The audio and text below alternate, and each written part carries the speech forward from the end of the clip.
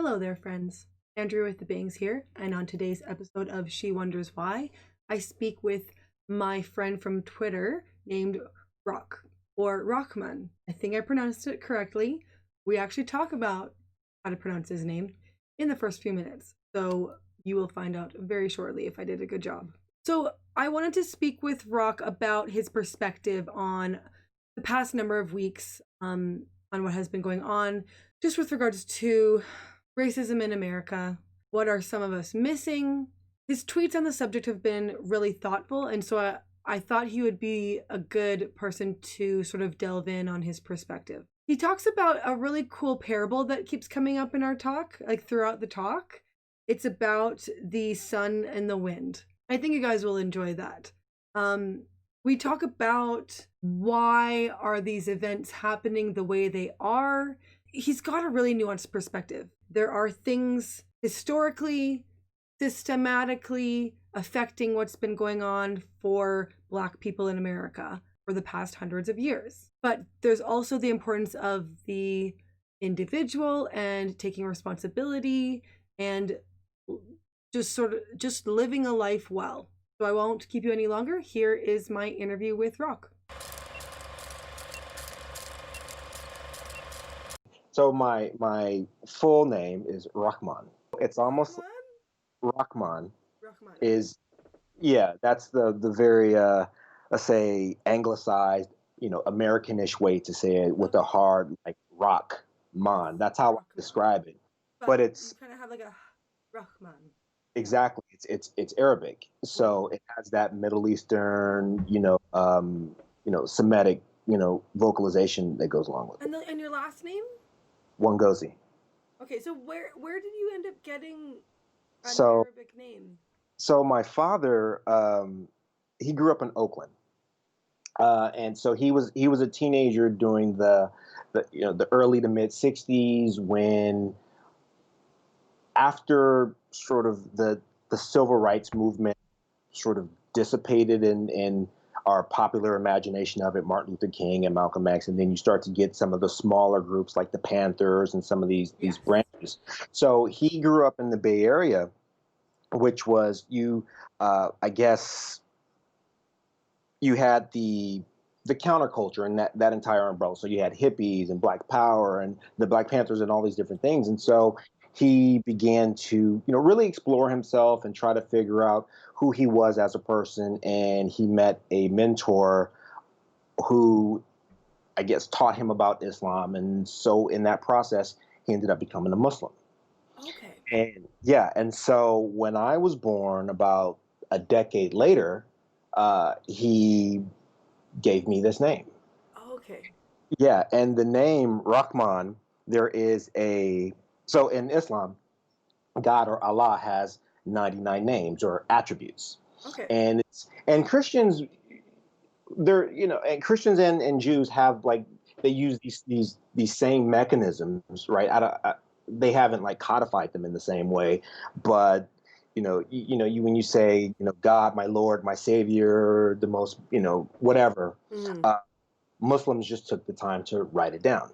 And so Rahman is the first on the list, and it translates to the most compassionate or the most, what is the other word that they use for it? Merciful? Yes, something like. So yeah, so compassion, mercy, that's what it means. Oh, that's nice. And we're gonna kind of delve into that a little bit today. So I feel like it kind of connects into it's a good segue. It's nice at this point. It wasn't necessarily nice growing up. Okay. Because when you're growing up in a place like Oakland in the mid '80s, which was a wild place, the idea of being compassionate, especially for a guy, is like, oh, that's weak, that's soft. You don't want to be compassionate. You're tough. You have to be strong. Okay. So having this name, not only was it difficult for most people to pronounce, but just having this meaning. And I'm like, well, that's not the energy I'm trying to put out in the world, because I need to defend myself from certain things. It was a bit of an uncomfortable fit.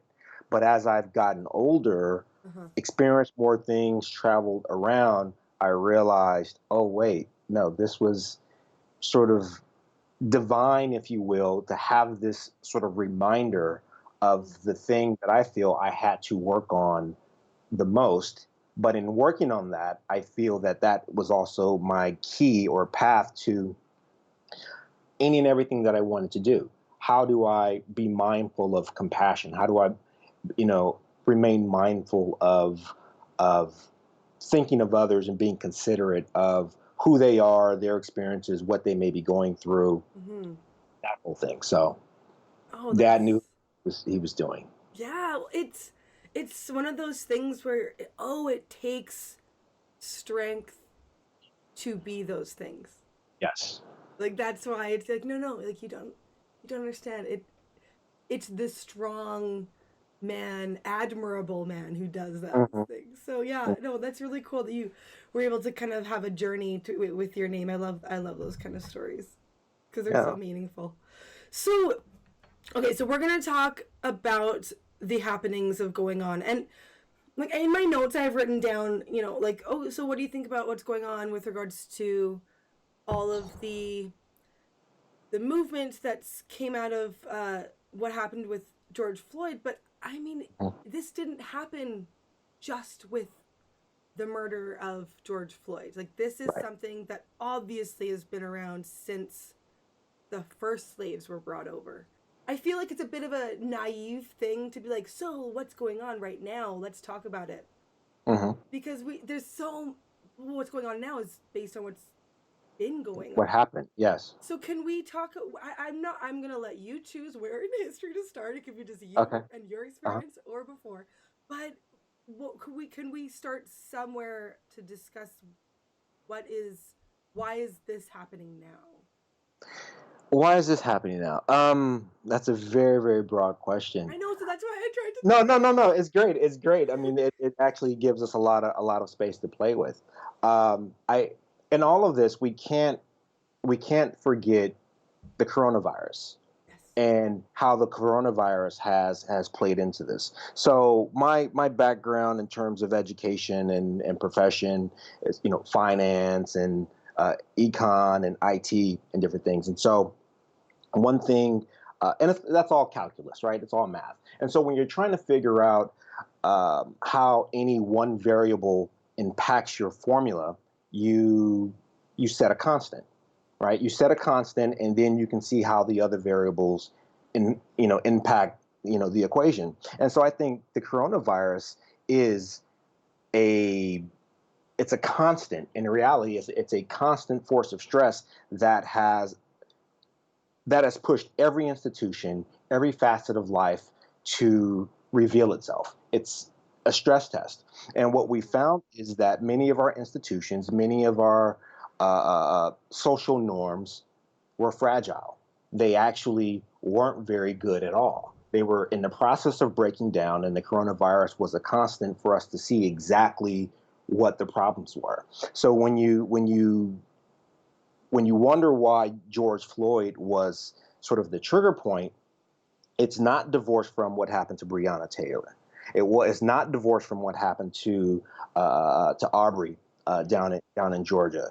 It's not divorced from what happened to Rodney King 20 years ago, and all of these things. And it reminds me, I always have that Tupac interview from what 94, 95, and he said it. He said, in this interview for MTV, he was like, when there's a great party going on and there are people who can see the party going on through the window, but they're not invited. And so they sing, they're trying to be nice. Like, hey, can we get in? And as the years go by, that asking nicely, it switches. And people are no longer asking nicely. They're now demanding. They're now saying, Oh, you know okay. what, you have ignored us for decades upon decades upon decades. And so now we're no longer asking, right? Okay. The rules of this system, and I don't mean to speak for black people, the masses of black people or the masses of America, right? This is just my observation. 100%. Yeah. Is that the level of frustration that has built up over the years because it's just simply been ignored. And it's not just the racial aspects, it's the fact that it's increasingly more difficult um, to be successful in society, not just here, but around the world, right? We've set these rules and we've set the game to say, um, merit, we're only gonna grade on merit, and the strongest will rise to the top, and everyone else, well, those are the rules, right? Now, one, we know by living life, not everything just happens by merit, right? It's connections, it's who do you know, it's legacy, it's nepotism. And so you're constantly being pissed on and told that it's rain. Mm. So with all these things happening or sort of percolating under the surface that people have been just sort of swallowing and just sort of dealing with, it all sort of crystallized when you saw an agent of the state, right? That's what police are, an Yeah. agent of the state, just casually, hands in his pocket, kneel on a man and murdered him. Hmm. And just intuitively, that's not right, right? Of where it doesn't really matter what he did before the video started. It doesn't really matter what his life was for the decade or the years leading up to it. There's just here's a man, Hmm. right? Here's a man, here is a life. And we say life is precious. And an agent of the state, through callousness and indifference, just killed him. Hmm. And I think what the majority of people saw was not just the indifference in the 8 to 9 minutes of killing this person, but they intuitively felt the indifference that has affected their lives. Mm. Whether black, growing up in inner cities and your schools aren't great, but you're told, well, those are the rules. Or whether you're poor and you're white and you're living off in West Virginia or somewhere in Oklahoma, and success is just as far away from you as it is if you were living in some projects in the middle of Brooklyn. Mm. Success and achieving your dreams still feels very far away. Hmm. It's that callous indifference that has brought people to this point where they're just like, you know what, enough is enough. Hmm. And now that we've sort of tripped this wire, it is sort of hard to reel back in because there's just a certain amount of pent up anger and angst that sort of needs to run its course. Mm. Hmm. This is just the world as it is right now. Right. So we can talk specifically about cops. Yeah, I did want to speak about police brutality. Hmm. Yeah, let's go there because it seems almost too easy to be like, oh, it's the cops, guys. Like, come on, it's just Hmm. police brutality. Let's not bring race into it. I've seen them do this or that or the other with viral videos of a disabled guy Yeah. or a this or that. People can bring up different Hmm. perspectives and be like, it's not necessarily race, but I, there's a history that is, There's a history. again, important to remember. So, Hmm. but I do think that police brutality has a lot to do with it as well. So can Yeah. you give your perspective on that? Yes, I think that police have been given far too much leeway to create their own rules. Okay. I think that they, um, as an organization, as any organization does, it wants to maintain and increase its power and influence. And this is not particular to cops. This is the nature of organizations, right? Because every organization feels that it's on a God-given mandate to, preach whatever message that they think is right. So this is not unique to cops. Um, so you have this dynamic of cops doing their job, and it's a tough job. They see sides of reality and society that the average citizen, thankfully, almost never has to deal with. Mm-hmm. Yet, so they've internalized a lot of societal trauma, Okay. and our failure is not giving them the tools to properly deal with the trauma and all this negativity that they've embodied. It has to go somewhere, yet they hold on to it. And so from here's the compassion as a person, going out and doing this job for the benefit of society, we failed them because their mental health is constantly being tested, right? So you have these really stressed out people with awesome power in their hands, Mm-hmm. trying to sort of keep society more or less within the guardrails, Mm-hmm. right?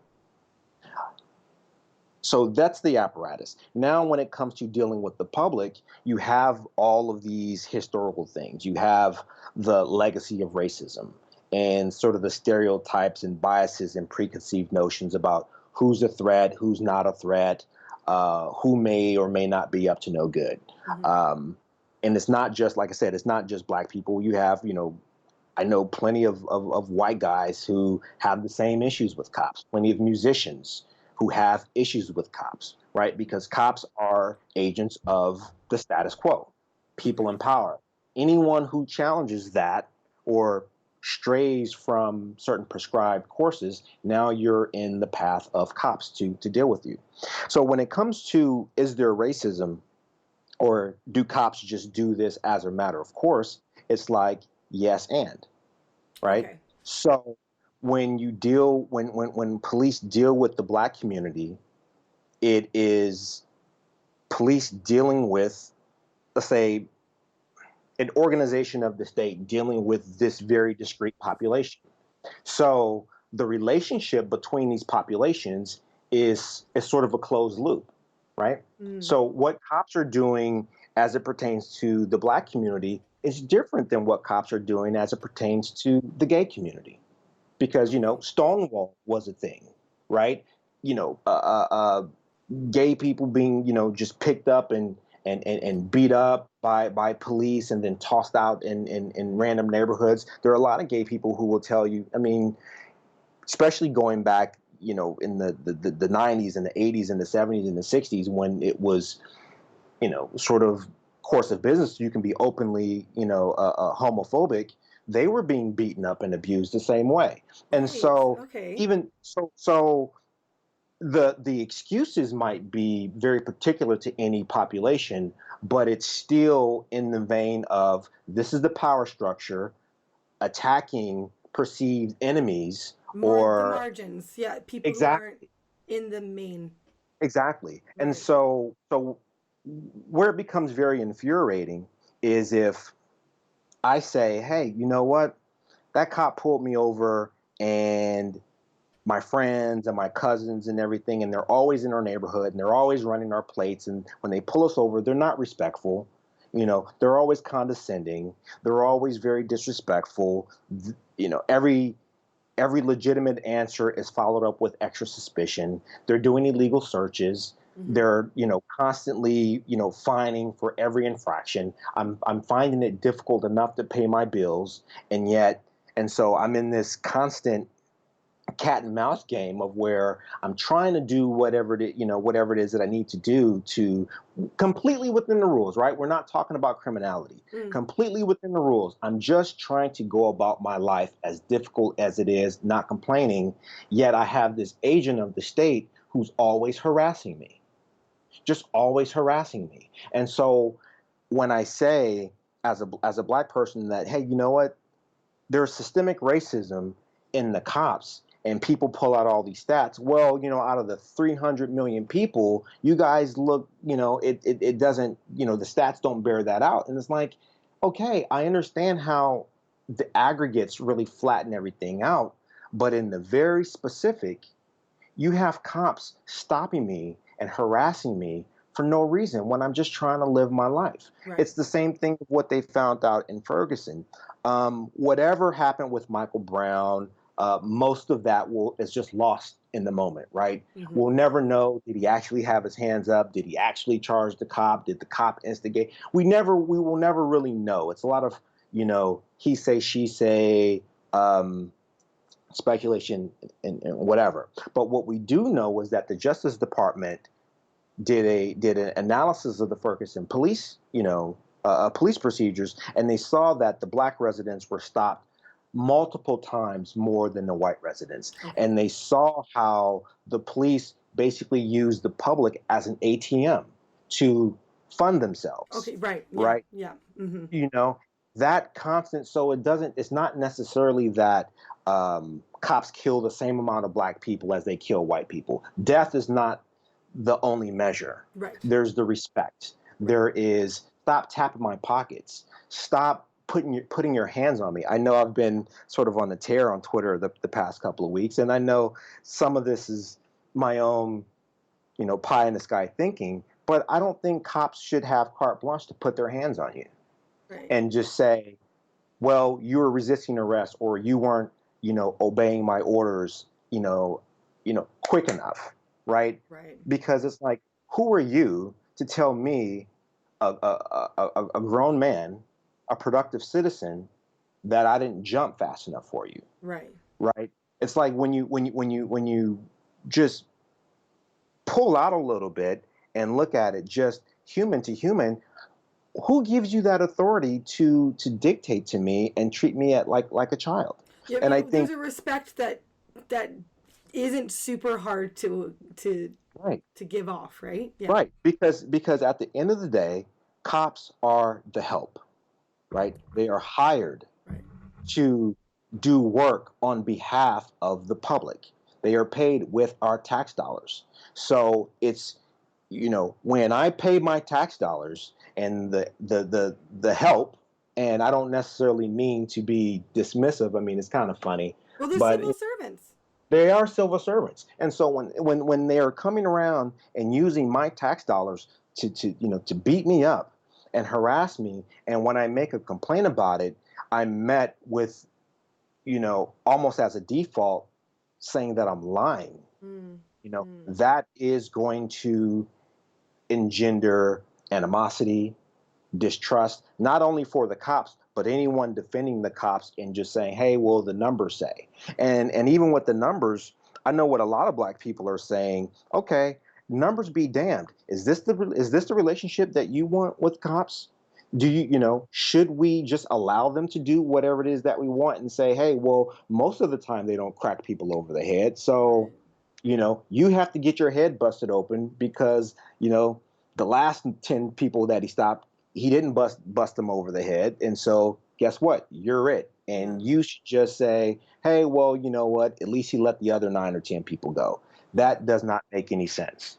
It seems like there's well, no, it doesn't seem there are two very different narratives about what has been happening the past few weeks, depending on I want to say which side of the aisle you're on, but it's not down those lines for sure, but it kind of is. I'm actually very curious. What is that? So okay, well that this is like so needed. This is like the defund the police stuff, which I do want to hear your opinion on. Well, finally Black Lives Matter, and you're finally seeing it. Everybody like most of society is finally cluing in. Like there's that, and the other side is what you mentioned. Like no, look at the numbers. See the stats say this, and we like look how far we've come, and like let's stop overblowing this. And those are Mhm. just a few examples of the many times that this doesn't happen. Again, I'm it's extremes, right? So Yes. there could be good points on either side. I'm Hmm. not here to say which, but Yeah. it's like you're living in two different worlds, and maybe you're like, yeah, it's been like that. But Yeah. what do you think of that? As a function of my character, I actually don't care for compliments. Okay. Right. Yeah, they make me uncomfortable and it's kind of weird, but how that translates to how I go about life, I actually want honest critique, Okay. right? Because through the critique is how I know where I'm not meeting the standard that I've set. Okay. And those are the areas that I need to work on. So for me, every moment you tell me, how great I'm doing, I'm not hearing all the areas that I need to work on. Okay. So I'm not progressing. Progress comes from stress. It comes from something breaking and you having to build it and fix it. It also happens to be my work and my profession, right? Mm-hmm. I'm a data and systems analysis. So I'm constantly tinkering and breaking things down and trying to rebuild them stronger. So I have almost no interest in hearing how great and wonderful um, we have been, Okay. because it's like, well, should then I cancel your checks? Do you not need to show up to work? Because you told me that you still need these checks and there's still a job to be done. So let's talk about the job that needs to be done. I don't really care necessarily all the great stuff that you did last year. It's like people saying, well, hey, the Republican Party freed the slaves back in 1865. And it's like, yeah, it's been 140 years, well, Is that the 160 least? years. It's the least you Yeah. could do, and Yeah. what now? Yeah, no one from then is alive. So why are we even talking about that? Yeah, it's a nice pin in history, but so what? How are we actively building the mechanisms and the environment that we want to live in? That is the only thing that I'm interested in. Okay. And sometimes I can be maybe a little myopic in my own way of focusing on the future, focusing on, what we're doing versus what happened. And, I've had to learn to sort of calm down, look around and say, hey, you know what? It has been pretty good. Okay. We have been able to build certain things, and these are sort of our the accomplishments. Um, and it is good to celebrate them. We have holidays. It is when we're resting, right? It is a good time to say, you know what? It's been hard work. We've been pushing, pushing, pushing, but wow, look how far we've come. Mm. Look at all we've done. That is the proper place for that. We have Memorial Day, we have Labor Day, we have the 4th of July, we have Thanksgiving, we have Christmas. We have these moments where we are supposed to take time Mm. and celebrate, Mm. not buy shit. And I'm sorry for cussing on your No, thing. I don't care.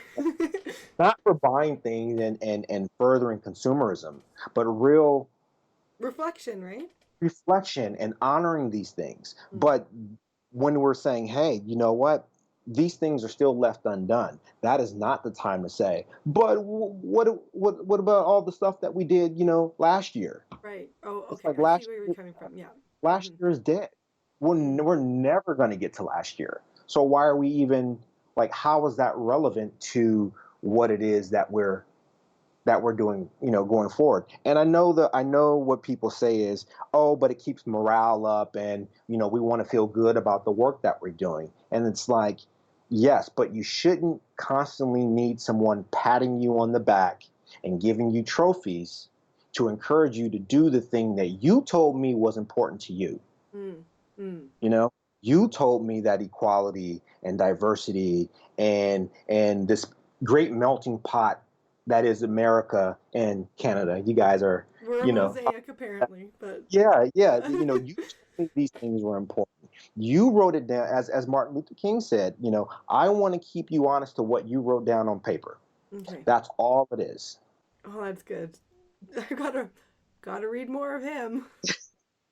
Yeah, it's much more than I have a dream. Yes, yes, yeah. Well, that's something that I did speak about with someone, and I have heard of a critique of what's going on about the do better Hmm. and things being said like what like we want more to be done, but how back in MLK's time he and others were like, we want this specifically, we want this specifically. They had Yes. these like integration of schools, we want buses like specifically, and like they would protest those for those specific changes.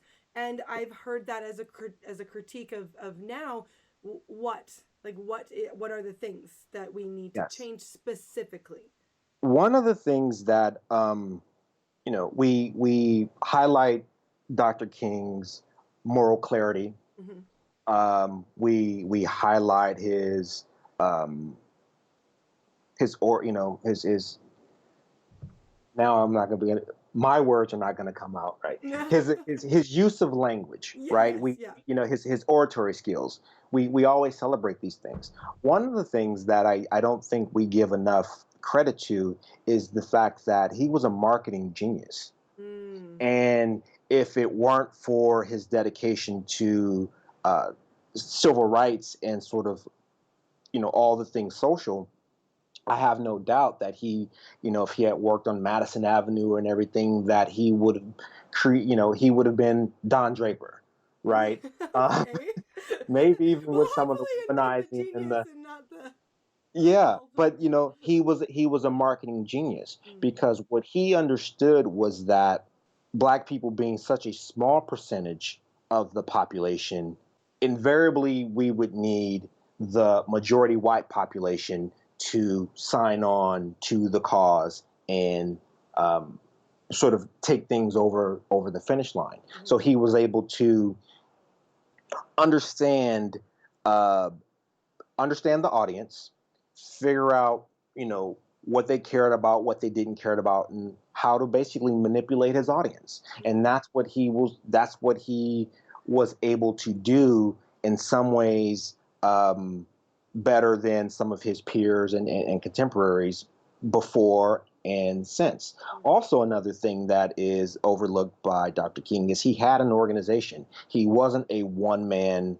whatever. And if you listen to like old interviews and old clips, especially when you have Andrew Young and Abernathy and all those guys sitting around, Dr. King wasn't the leader. He was just the face, right? They Okay. all had their role. They all had their strengths. It was a council of equals. Dr. King's role was to be the face. He was the Oh. so I will dumb it down a little bit, right? Okay, please. So so guys get together and we like to pick up girls. Let's Okay. just Okay, make we'll it very just plain. So we're you have going there. Yeah. yeah, so you say you have four guys, right? Yeah. Four guys, and you go into the club, and you want to have a good time, and maybe find a group of girls to hang out with, Okay. right? There's gonna be one person in the group who's always, um, he's the face man. He's the pretty boy. He knows how to tell jokes. He knows how to put people at ease. So that's the marketing agent. You send him out to to introduce the group, Yeah. right? Because he's Yeah. fun, he's attractive, he's cool, and he brings the other, he's sort of the icebreaker to bring everyone else in. And so then you have the smart one, and then you have the intellectual one, and then you have the one who's just There for who's just fun. there Yeah. for fun. Everyone is playing their role within a team. When Okay. you look at the military, and they break down into squads, right? I think it's what, four? No, not four. Excuse me. A squad is anywhere from like 5 to 7. Don't quote me, military people. I'm bringing it from the past, but each person in the squad has a very specific job, Okay. right? They're a specialist here or a specialist there, and they combine to form like Voltron, and you are a Mm. powerful, greater than the sum of his parts. Mm-hmm. So that's what Dr. King played. He was the face man. He had the good words, and Okay. he knew how to, you know, really interact and play with the crowd. But, Dr. Young, he had his strengths, and Ralph Abernathy, he had his strengths, and everyone played their part. Mm. And I think where we are now, not only that, but they also did a lot of research, Mm-hmm. right? They researched the situation. They figured out where the areas, SWOT analysis, Mm. strengths, weaknesses, opportunities, and I always forget what the T is. Um, Okay. but it was a very organized and planned thing. And so when you fast forward to today, you're right. There is a lack of sort of specific goals, actionable, not these sort of ideas, Mm. right? Mm. Very actionable goals that are designed to meet a very specific need. Mm. That seems to be lacking. The organization of, no, we can't just take people out into the streets to protest. We have to give them training. We have to train leaders. We have to Mm. train people to not only be in the front, but on the sides and in the rear to make sure that this organization stays within, the boundaries. Because Dr. King knew our legitimacy will fall by the wayside if we're looting, if we're damaging property, if we seem to be, only animated by destroying everything, Mm-hmm. right? Mm-hmm. Because when you present yourself as this existential threat, then all the security measures and the defensiveness, it automatically goes up. Mm-hmm. There's a um, whatever, about the sun and the wind, right? Okay. Have you ever heard it? No. Okay. So the sun and the wind were having, a discussion, and they saw a guy carrying his jacket, and I'm going to mess this up. Okay. And they made a bet, right?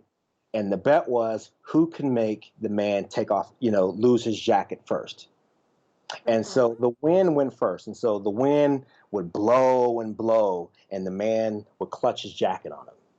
And the wind would blow harder, and the man would clutch harder, and to the point where the wind just gave up. It was like, I can't do it. I can't get that jacket off of him. Okay. So the sun said, let me try.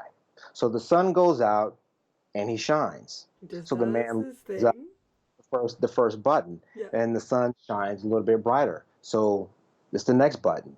And eventually, the sun just being radiant and just incrementally just being more radiant, the man proactively unbuttons and takes the jacket off. Mm-hmm. And I always thought that was something that I learned from a kid, and I just have this mind of where I latch onto these things, Mm-hmm. of where, and we hear these things,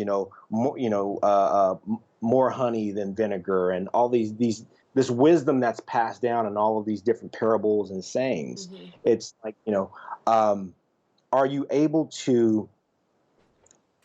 How are you able to not break down the system, but get the system to work for you? How do you turn a potential enemy into an, I hate the word, but ally? Mm. How do you make what it is that you are doing a part of what they were always trying to do? Mm. That's what Dr. King was about. I want you to do what you said on paper. Mm. He wasn't asking America to do anything that it said it wasn't already doing. He was like, "Oh, show me. Mm-hmm. If you're good, and if you're great, I'm going to give you every opportunity to be as good and as great as you want to be." Okay, so That's the secret. well, how do we find the leaders? So how do we find the leaders? So there's what's going on online. There's what's going on in the media, and then there's real life. We hear this all the time. But the leaders are the people who get up every day and go to work, right?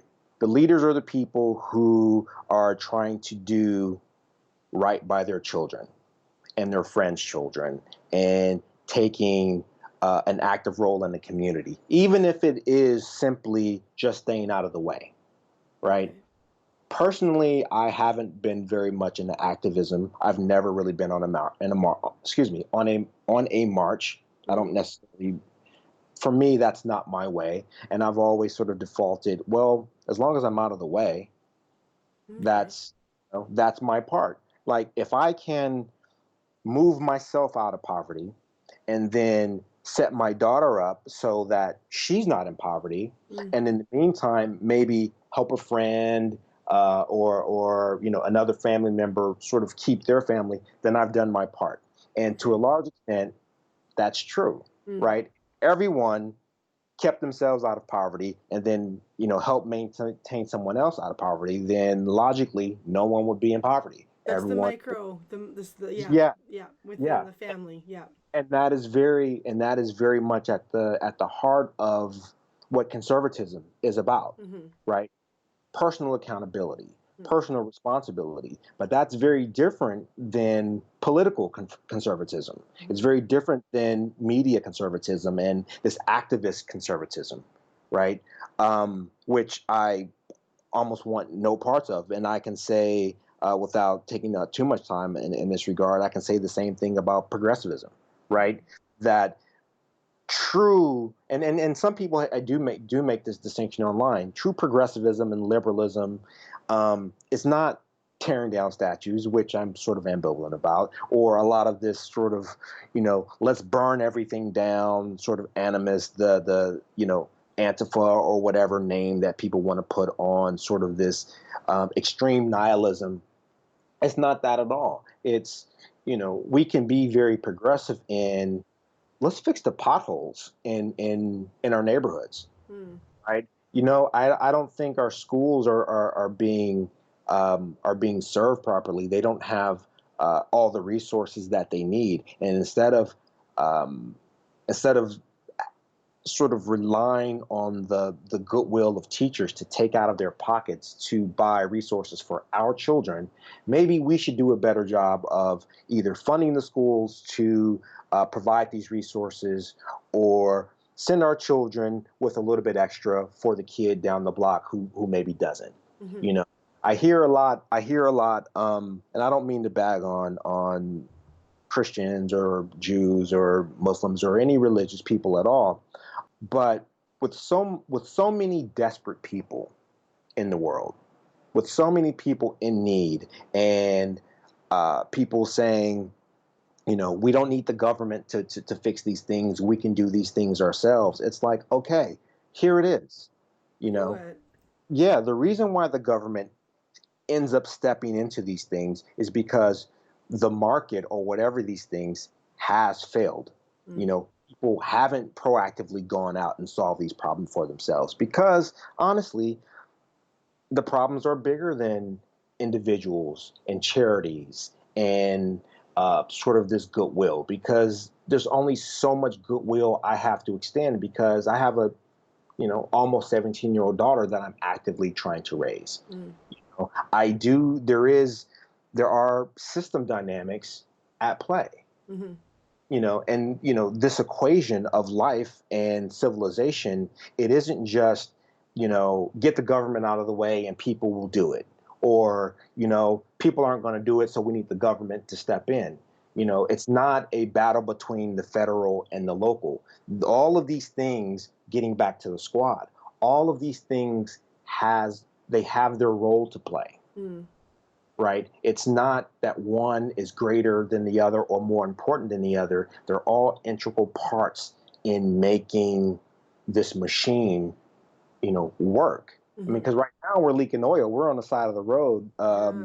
The engine is smoking, and so and how do we find leaders? We need to de-emphasize people who have nothing but negativity to say. Again, it's like if all you have to say is, look how bad it is, look how bad it is. Oh, we have to be afraid of those people. Oh, academia is not what it used to be. And it's like, these aren't the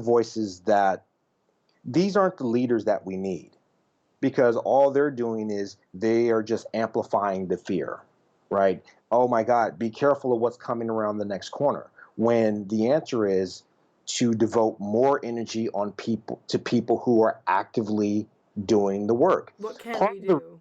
Yeah, part of the reason why people get drawn into, as they say, indoctrination and sort of these negative things is because what else have you offered them?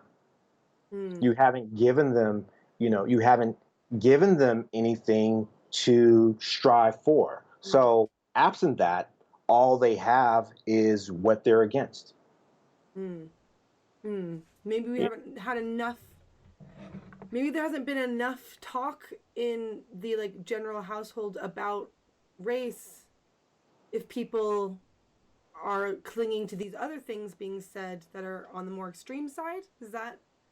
Yeah, I think so. It's funny. I actually don't necessarily like talking about race that Okay. much at all. Okay. I no, I will, and I Yeah. do. Well. I don't Yeah. necessarily like talking about it because, one, it's not necessarily relevant to me Okay.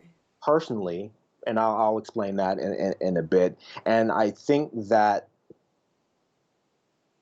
it's very triggering Uh huh. Okay. for people. And as we were talking about police earlier, this hyper focus on this narrow aspect, you don't see how it's a thread that cuts across, whether it's race or sexuality, socioeconomics, all of these things, Mm-hmm. right? Whether the race, not all of these are excuses, right? Okay. All of these are excuses and just reasons for the system to sort of follow its inertia.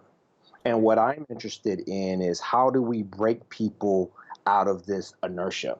And the way we break people out of this inertia is to help them realize that they, in fact, aren't going to lose anything. you're actually going to gain. And I'm not going to dictate this game to you. I'm not going to prescribe this game to you. I'm going to show you how the things that I'm proposing are already, I would say, furthers what it is that you told me that you were about. And I'm going to present very starkly, are you interested in this goal that you set up, or maintaining your feelings of who's at fault, who's to blame, what is more important to you?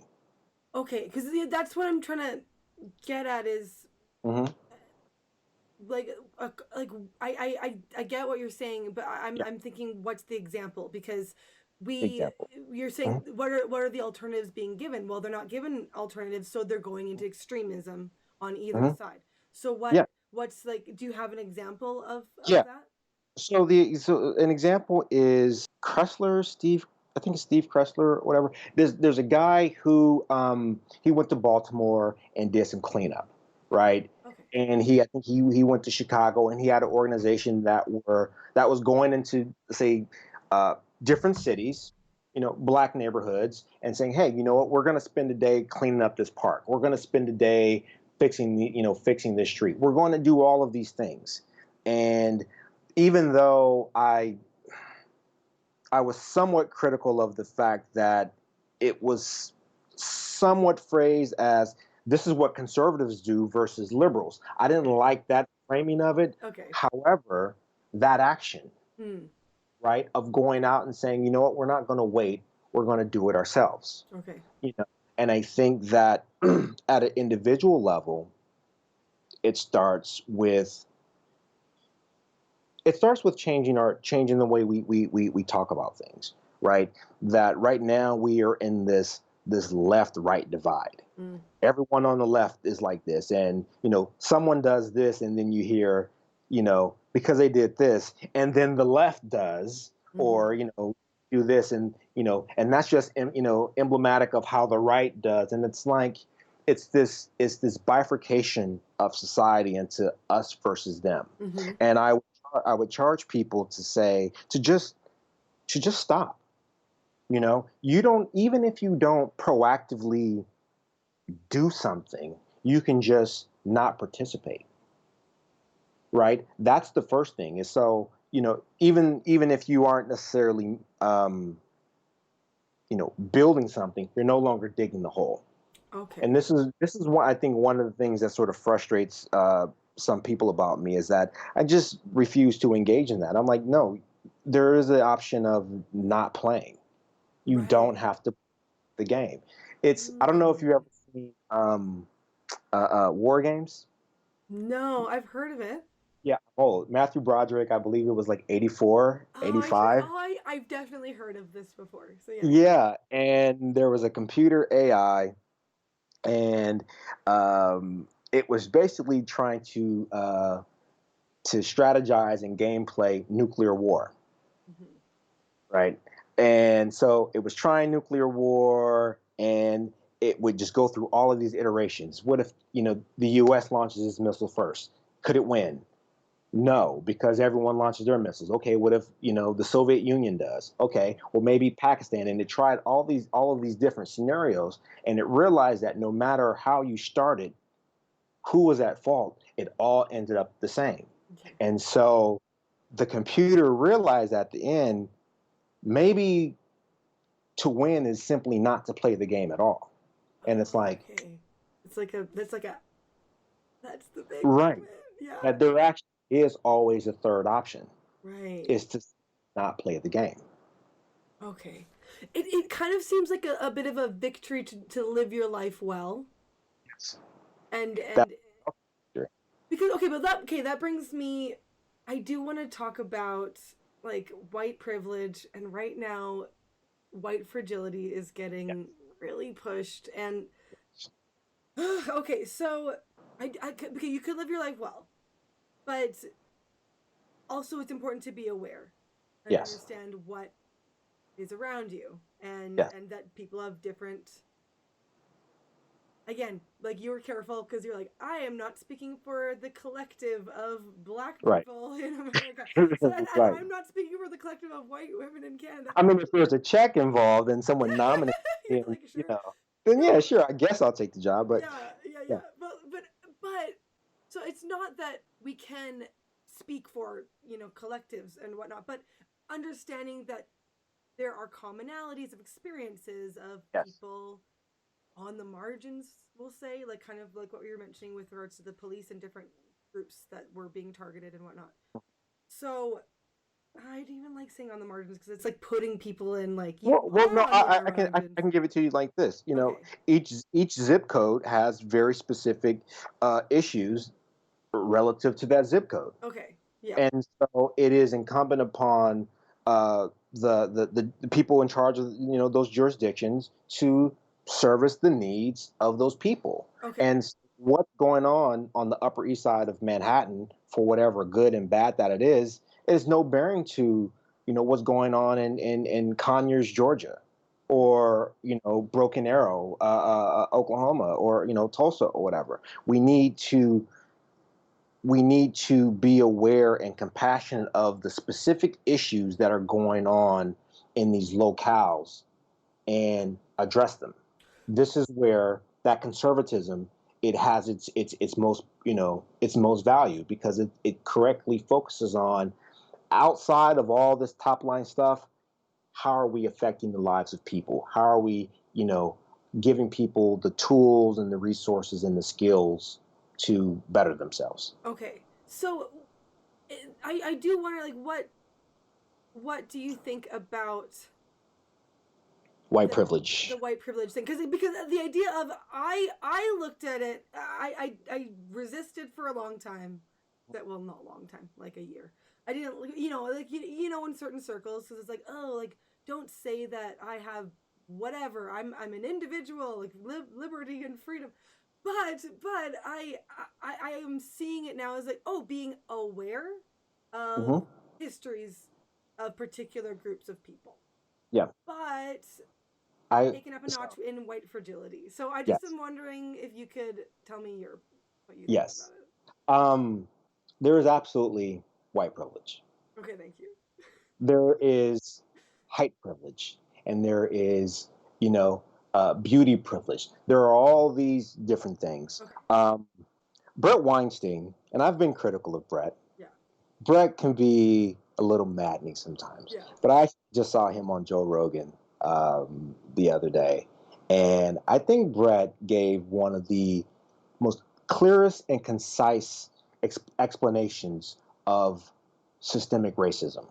I was gonna And ask what, you about that. So yes, please. yes, these things are very related, closely related, Okay. and um, and what Brett had to say, and what he illustrated, was just that it's not it's indifference, right? These systems, power, the power structure wants to maintain itself, Mm. right? And we have constructed a lot of these institutions and organizations uh, 50, 60, 100 years ago. Mm-hmm. And there were certain social norms and protocols that are in the fabric and DNA of these institutions, Mm-hmm. that so even though everyone who goes in there today may be colorblind, if you will, or Okay. in their heart they mean well and they're trying to do well by everyone, you still have the legacy and sort of the inertia of all of these things, right? Um, if I have $1 million today and you have $1,000 today, and we both double our income next year, one could say, hey, look, we both did great. We both doubled our income. You still have less than 1% of what I have. Right. And when it comes down to, buying a house, then okay, yeah, we can say, well, this is all fair. These are the rules, and to the highest bidder. And then I just say, hey, you know what? I'll just toss $500,000 down on this house, and I've Mm-hmm. just priced you out. Mm-hmm. Now, according to the system, everything was fair, but in reality, and how it affects your life day to day, it's not it's far less quote unquote fair than what we purport, because we have to ask ask the question: is the goal to maintain the system as it is, or is the goal to empower and uplift the last person? Okay. Right? It's the health of your society is not how well the top person is doing, it's how well the person on the bottom is doing. That's the true health of a society. And so when you have these systems, and when you have these institutions that were formulated in an overtly racist past, and these habits, we may take off the, overt racism. We may take off, the malice that accompanied it. Mm-hmm. But if the institutions are still more or less working as they always did, then Yeah. yeah, then that is the systemic racism. It's not malicious at this point. It is just indifferent. Okay. And how that systemic racism comes back to white privilege Mm-hmm. is because, in certain regards, uh, being the system is not the system hasn't necessarily been slanted against you as it pertains to your ethnicity, Mm-hmm. right? So as it comes back to the cops may be a little less hesitant to speak to you in a certain way. If you're driving through the neighborhood in a brand new fancy car, they're less suspicious of you, because bias is like, oh, they can credibly see how you may have obtained that car. Okay. Whereas if I'm driving the car, it's like, well, how did he get that car? Mm-hmm. What is he doing in this neighborhood? I don't know. Could be suspicious. Maybe I should run the place just to make sure. Maybe I should pull him over just to make sure, right? These are things that when we talk about white privilege and all of these different things, it's just saying that you don't understand what my experience is in this world, Mm-hmm. right? Outside of the stats, we can aggregate. I work with stats for a living. We can aggregate and focus on any narrow whatever, but that's not what we're talking about. I'm telling you, citizen to citizen, Mm-hmm. human to human. Yo, man, this is what's going on with me. This is how my life is going. I'm not feeling well today. Mm. You know, and I'm asking you to have a little compassion for me, have a little understanding, person to person, of what I'm going through, and could we perhaps adjust the system in this slight way to, you know, alleviate the issues that are going on in my zip code. Mm-hmm. And people take that sincere plea of, hey, this is what's going on with me. They take that as like, well, I'm not a bad person. And it's like, I'm not saying that you are. I'm not being racist.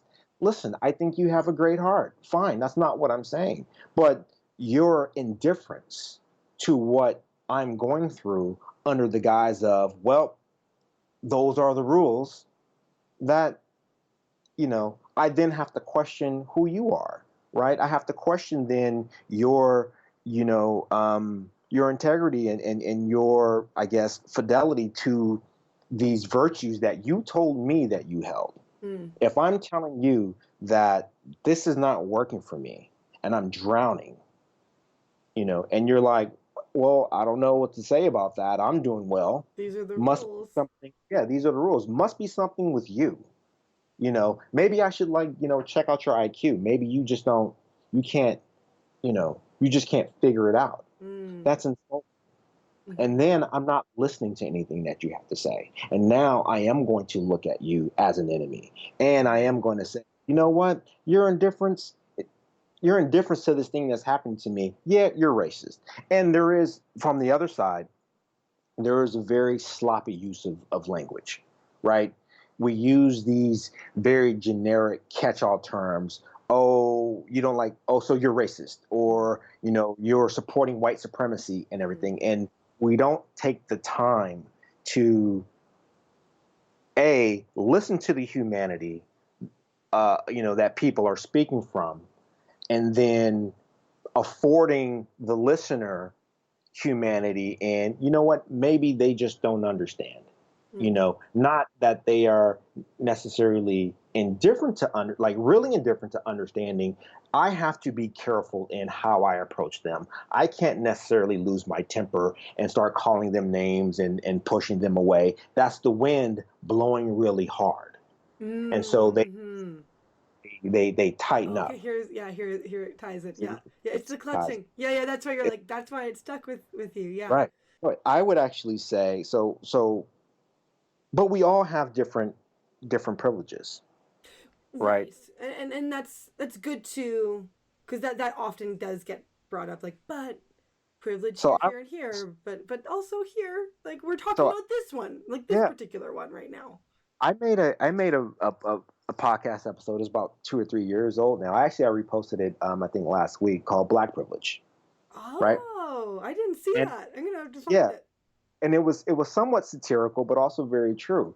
I think I have a lot of privilege, specifically by being black and having sort of the black experience in America.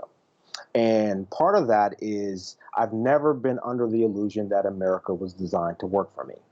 Okay, so I've never. you work harder because you know it's So not designed for yeah, you. so yeah, I know that the system is at best indifferent, Okay. at worst malicious, but indifference and maliciousness, it feels the same, Sometimes right? indifference is kind of worse because it's It's like kind I of worse. nothing you. Exactly. Mm. And so never being under that illusion has allowed me to not necessarily get comfortable and fall back on my laurels. Okay. It's almost, and I also grew up around a lot of immigrants. Okay. And immigrants have a very specific way that they approach the system. They aren't on the inside, they are from the outside. Being black, it felt sort of like being an outsider. And so that gave me, I didn't have to devote so much attention to, you know, loving unconditionally and supporting unconditionally the United States of America, and it's done no wrong, and I'm just not going to pay attention to all that stuff going on out back because America is the greatest. America is the greatest. No, I've been free to say, okay, this is what it is. This is a cold, calculated system, and how do I affect that? Mm. Um, I know that I'm. I mean, I don't. I wouldn't say I'm great looking, but I'm not You're ugly. not. I'm not ugly. That's all I Oh really care yeah, about. you're And like so there's a little privilege there. Okay. yeah, and so I know that that allows me to go into to different areas. I know that my use of language is a key privilege that I have. Okay. Um, I wanted to on a couple of weeks ago I put a poll and I asked, did anyone want to hear my analysis of the woodchuck limerick? How Oh. much Yeah, Chuck yeah, Chuck if Chuck would. yeah. And 22 people, I think 66 people responded, and out of that, maybe a third, or maybe 40 people said that they wanted to hear the breakdown of that. And I'm like, well, that's not enough. If you don't care, then I'm not going to bother. Okay. Well, I want to know. So, the limerick. Yeah. That limerick is very important, and this is what people consider to be white privilege, Okay. right? Is that limerick is taught in certain circles, and it does a couple of things. One, it's a mouth exercise, Mm-hmm. right? It's an articulation exercise. All the things that we teach our children, like these parables and everything, they're really just dumbed down lessons for how to live within culture, Mm-hmm. right? So the woodchuck limerick, it helps with your articulation. It's a game for articulation, but also that particular game and form is used in a very specific circle or segment of people, right? And so as that segment grows up and you go to college and you become, you become an adult, now this is sort of a common boot camp, if you will, that you can identify with. Oh, I grew up saying the woodchuck song, and then you guys, say it and you play around, but that's you're in the same circle, right? Not only have you, gotten the interview because your articulation is above par because you've worked on it, but you've also gone through this common boot camp, and so you can relate to the other person. You're now speaking the same language, Okay. and in that dialogue and speaking the same language, you can infer all sorts of other things: where they grew up, who they know, their values, and different things. And again, the system wants to perpetuate itself. So this is one of my people, and if you don't know that limerick, if you haven't worked on it, if you haven't gone through those same experiences, you actually aren't a part of the culture. So Okay. like when you go to finance or an IT and you're like, man, all these people look the same and they all went to the same frat and they all go to the same school and they all do the things. This is just an ensconcement of culture. And we call that white privilege because historically those were waspy white men. And then they, Jews got in there and Asians got in there and some black people. And even though the past was very centered on whiteness, now it's not really that anymore. There Right. is sort of an aristocracy that has reestablished itself through college and advanced degrees, Mm-hmm. through, we're seeing it through marriage now, and just, all of these things that really ensconce the power structure to be what it is. Like my daughter, her going to college it wasn't even a question.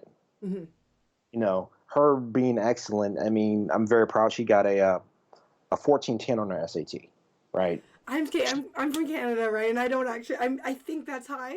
I don't know because I Yeah. never had to So take it's out of SATs. 1600.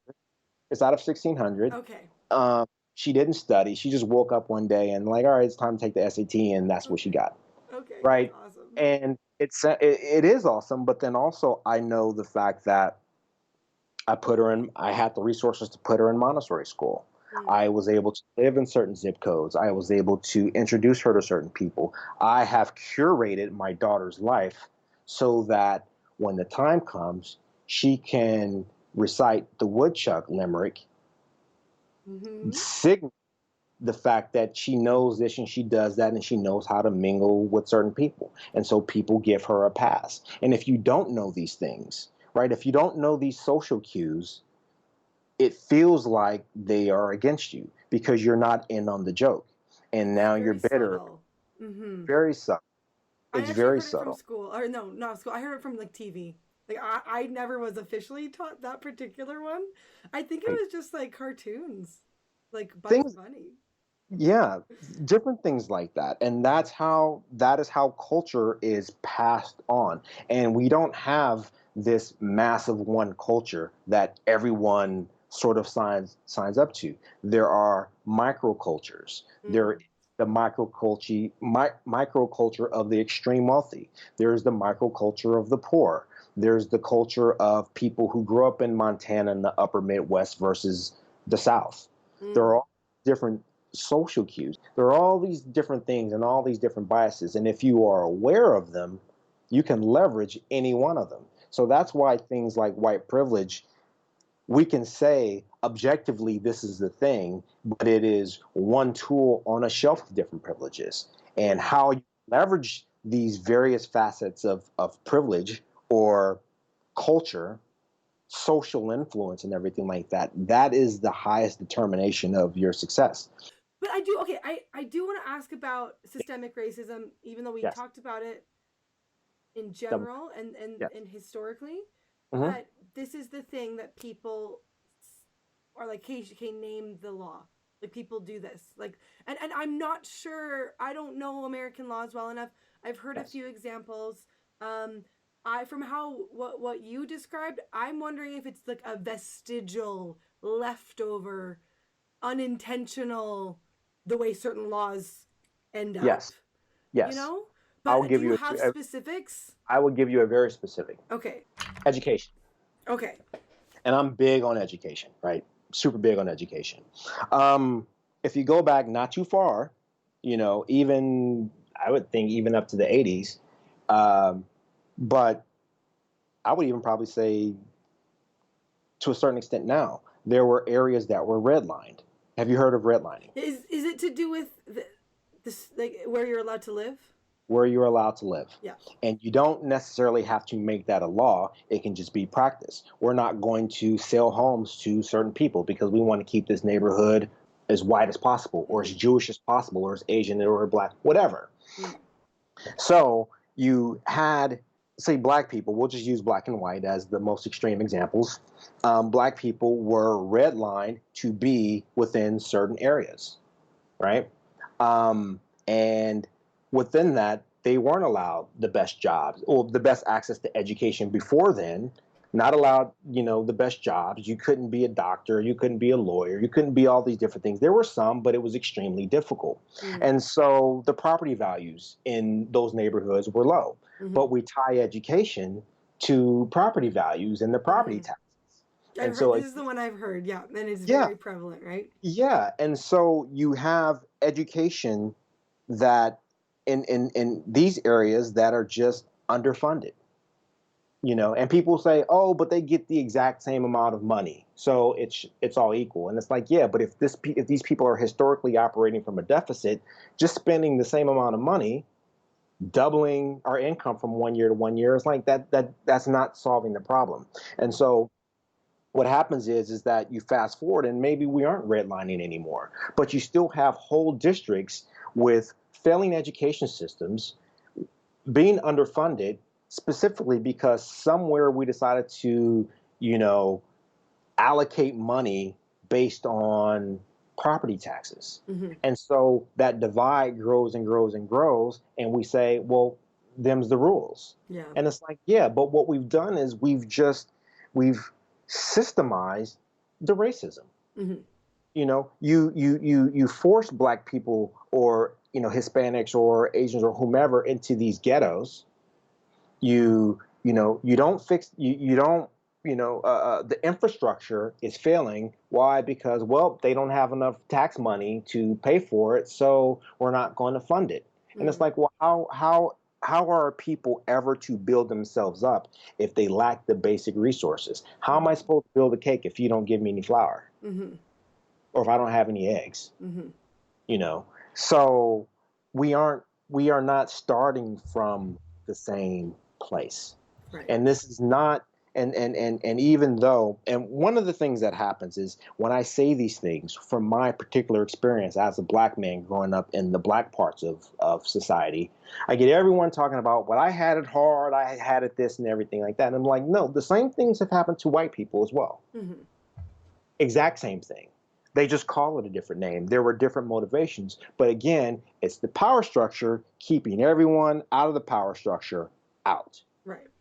And so why then, you poor white man, why are you chasing me down? I'm not the one doing it to you. Don't lament the fact that I'm asking the boss for an extra $1 an hour. I don't want it to come out of your pocket. I'm asking for you to get that same dollar. We're asking for the power structure. Yes. Yeah. Okay. So that's the thing. Actually, because this is the one last thing I wanted to speak with you about. So there's reactions where people are like, what you said, like people are like, I was poor, and you're like, you're not asking it to come out of your pocket here. Like, you should be asking for it.